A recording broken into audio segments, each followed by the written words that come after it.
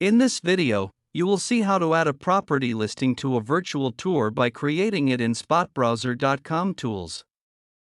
First, you need to find the Floor Plan tab. Then click on the icon in this tab and select the property floor plan saved in a JPG or PNG file from your computer's hard drive.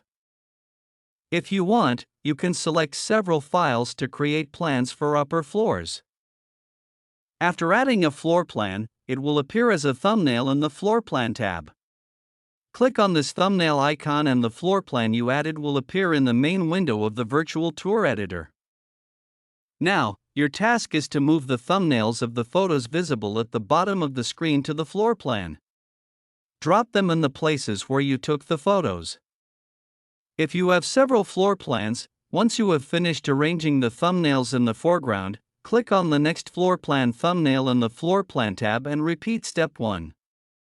Now see how your virtual tour can also guide people walking through it using projections and how floor projections are displayed in a virtual tour.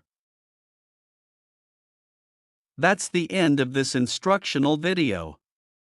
Visit our YouTube channel and spotbrowser.com for more instructional materials. Thank you for using our tools.